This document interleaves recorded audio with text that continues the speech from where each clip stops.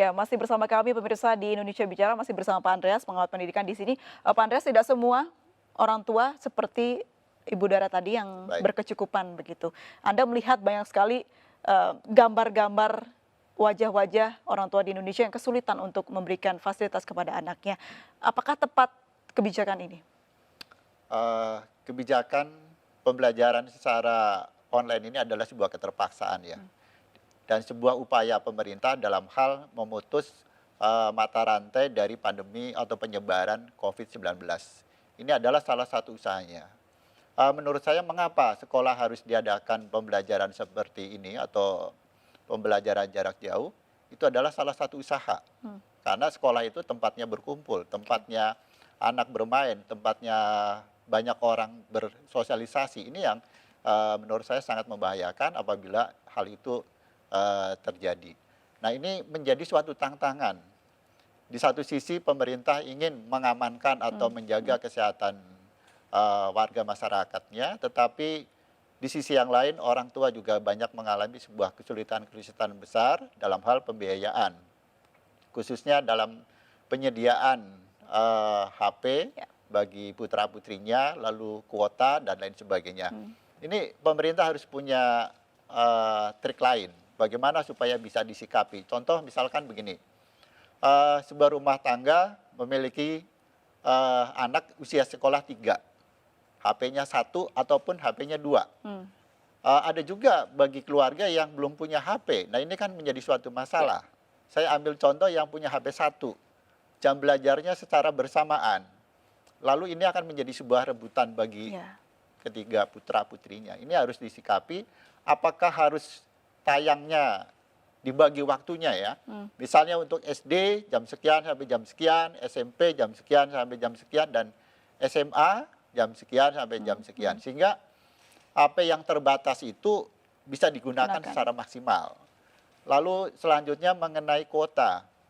Kalau digunakan untuk pembelajaran daring dengan menggunakan Zoom dan lain sebagainya, ini kan memerlukan kuota yang besar.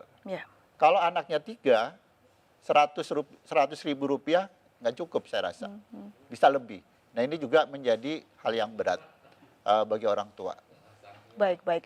Kalau misalnya, ya katakanlah saat ini pemerintah memberikan jalan tengahnya, sudah mulai beberapa sekolah masuk menggunakan penerapan protokol kesehatan.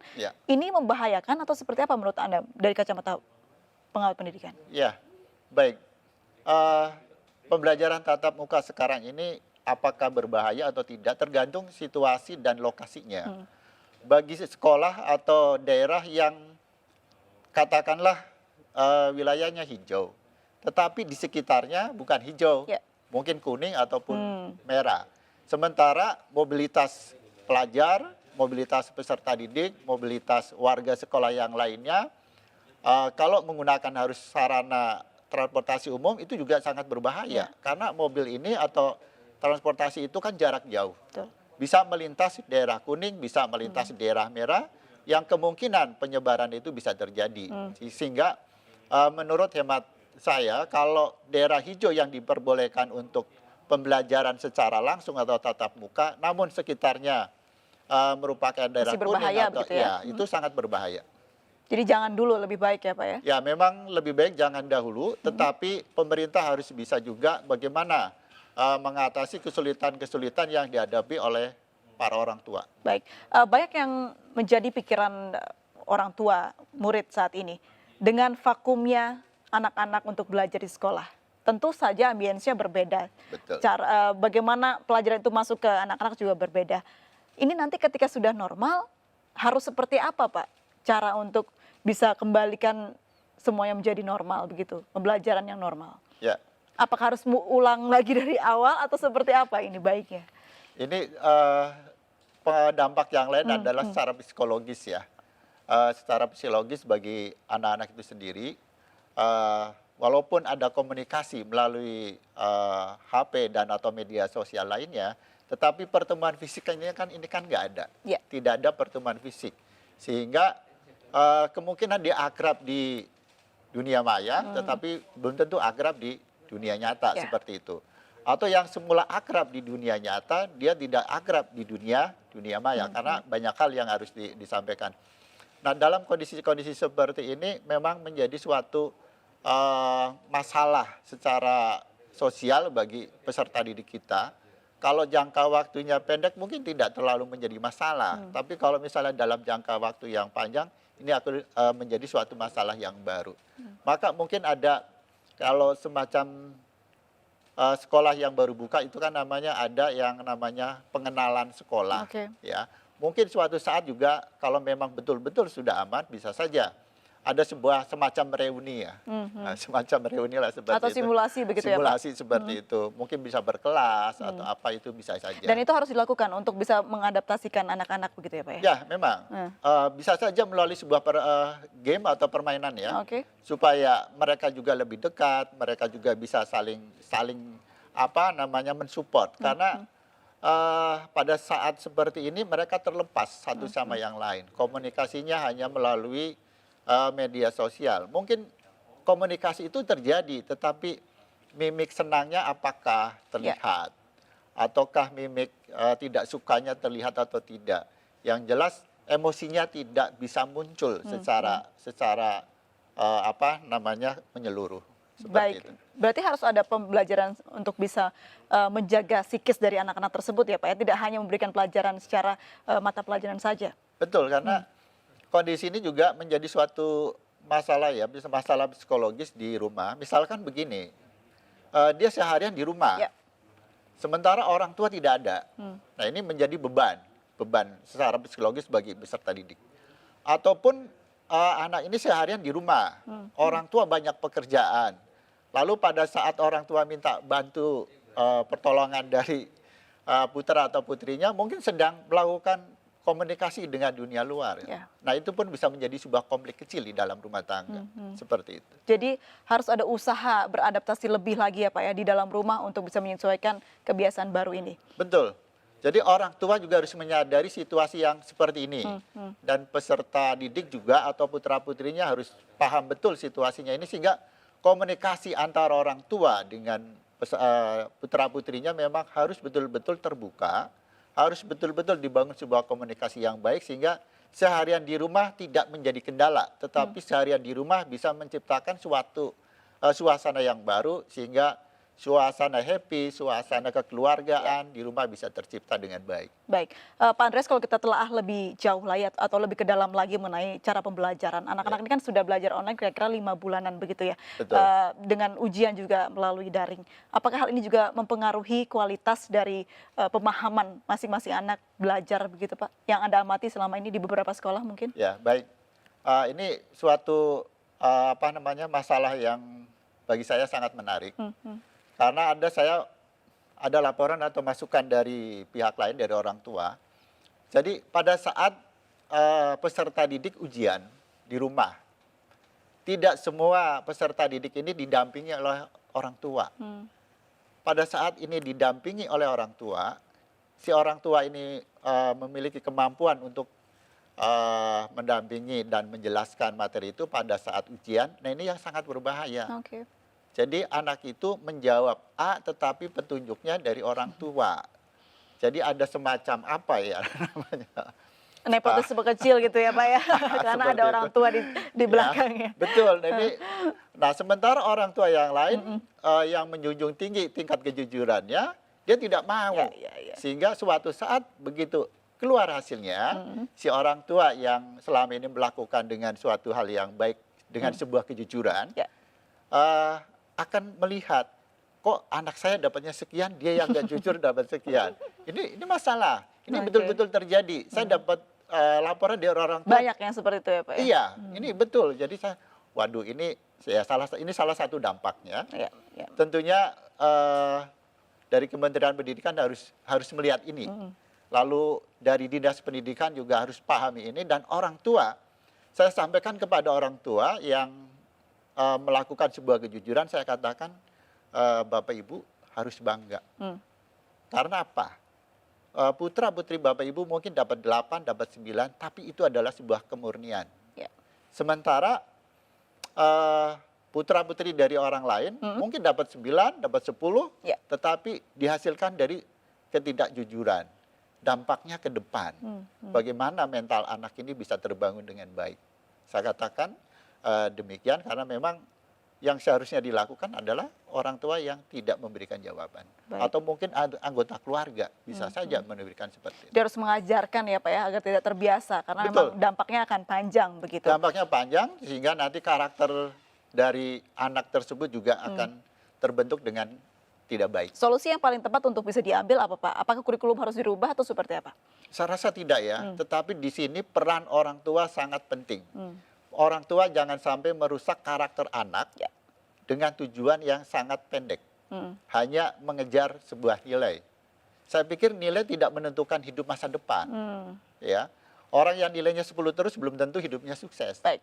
Tetapi orang yang jujur, orang yang tegas, orang yang cerdas, itu yang bisa hidup di dalam masyarakat dengan baik. Baik.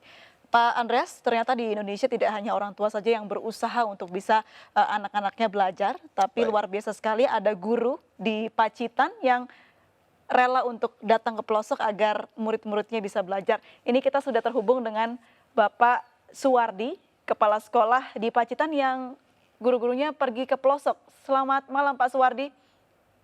Ya, selamat malam.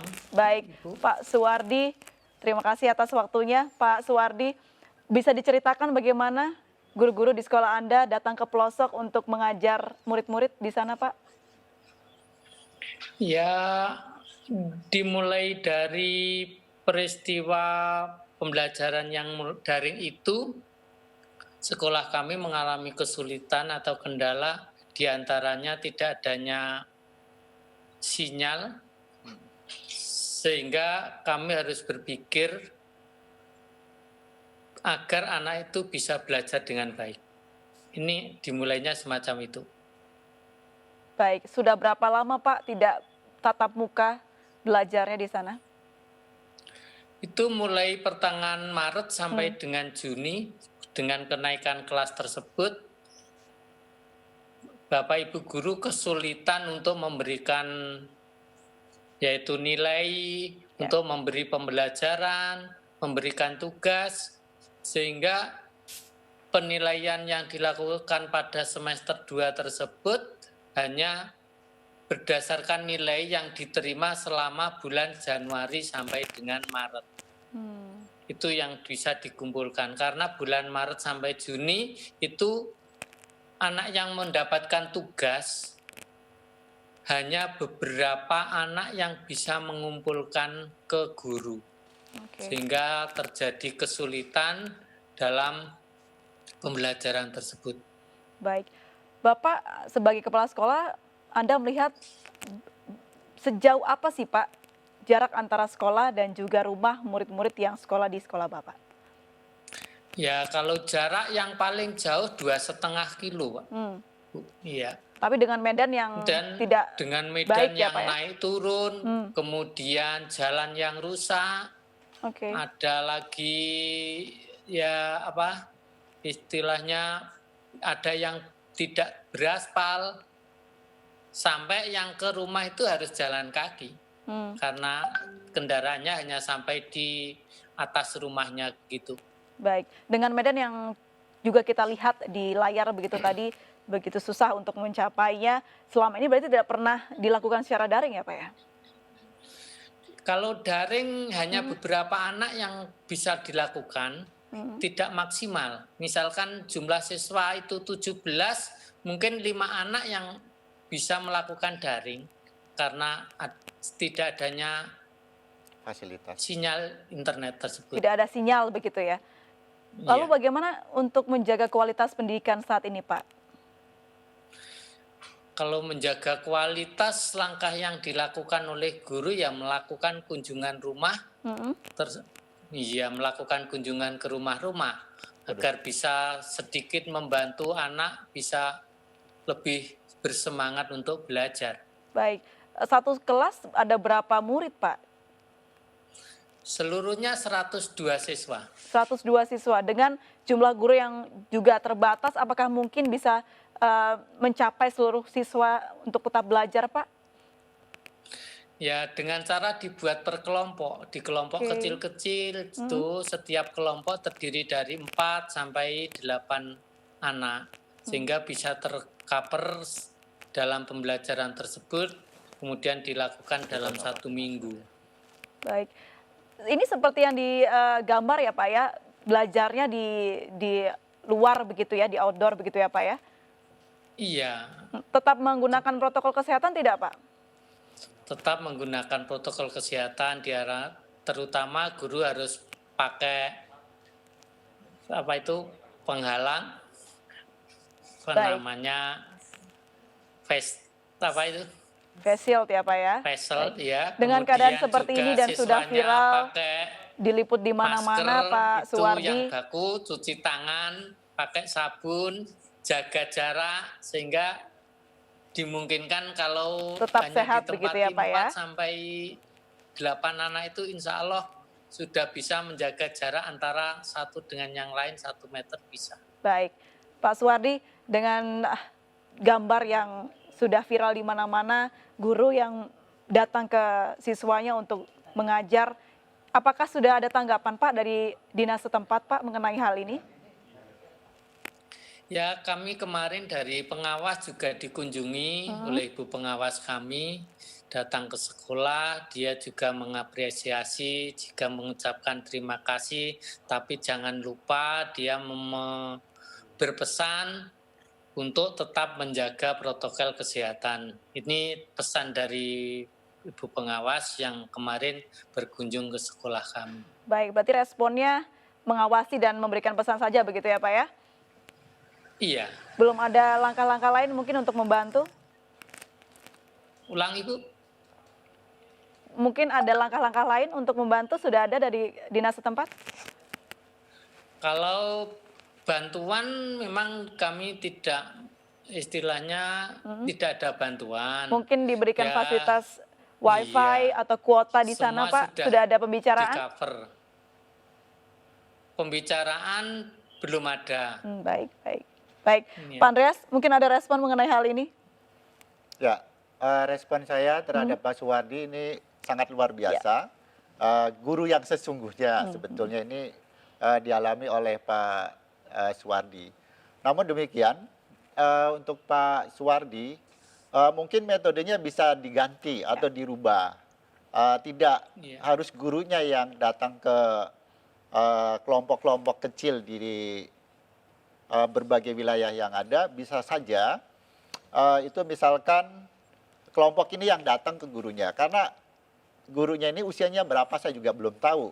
Kalau mungkin masih muda, mungkin mobilitasnya tinggi, itu bisa dilakukan dengan baik. Tetapi kalau bapak ibu gurunya usianya sudah mungkin 50 ke atas, ini juga harus diwaspadai. Mungkin teknik baru atau dicari solusi yang lain yang bisa dilakukan, sehingga kesehatan bapak ibu guru yang di sana yang berjuang begitu luar biasa Juga terjaga begitu tetap ya? terjaga, dan Baik. pendidikan tidak boleh berhenti. Baik, Seperti pendidikan tidak boleh berhenti.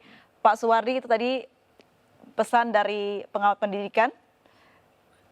Pak Iya, Suwardi? terima kasih Bapak Andreas yang telah memberikan pesan semacam itu. Insya Allah guru-guru yang ada di SD Ponggo semuanya selalu sehat-sehat saja, Amin. bisa melaksanakan kewajibannya dengan baik. Amin. Terima kasih Bapak Andreas. Selamat berjuang Bapak. Baik, Pak Suwardi, terakhir mungkin Pak Suwardi ada keluh kesah atau kendala yang dirasakan, siapa tahu ini didengar oleh kepala dinas atau mungkin kepala daerah setempat. Kalau kendala sih memang pertama adalah medannya, yaitu medan itu naik turun. Yang kedua jalannya yang rusak. Lah hal ini saya yang tidak habis pikir kalau nanti kegiatan jalan istilahnya pembelajaran door to door ini nanti berjalan sampai musim hujan, ini akan menghambat guru-guru kami untuk sampai ke lokasi tersebut. Ini yang pertama. Baik. Yang kedua, ya banyak guru-guru di sini tuh yang perempuan, sehingga untuk mencapai medan yang Jadi masalah. agak sulit itu juga penuh Kesusahan ya, risiko. Pak. Ini ya semoga aja jalan ini segera dapat perhatian, ini terutama untuk jalan. Kalau sampai terjadi pada bulan Desember nanti. Baik. Semoga saja COVID-19 segera berakhir. Amin. Kemudian anak-anak juga bisa belajar normal kembali. Baik. Ini harapan dari saya. Amin, Terima kasih. amin. Kita berdoa bersama Ada agar tambahan? COVID segera berakhir ya Pak ya, dan juga didengar Iya. mungkin kendala dan keluhannya supaya ada bantuan. Terima kasih banyak Pak Suwardi sudah bergabung dan berbincang bersama kami di Indonesia Biara. Sehat selalu Pak. Baik, pemirsa, kita akan lanjut lagi perbincangan kita, tetap bersama kami di Indonesia Bicara.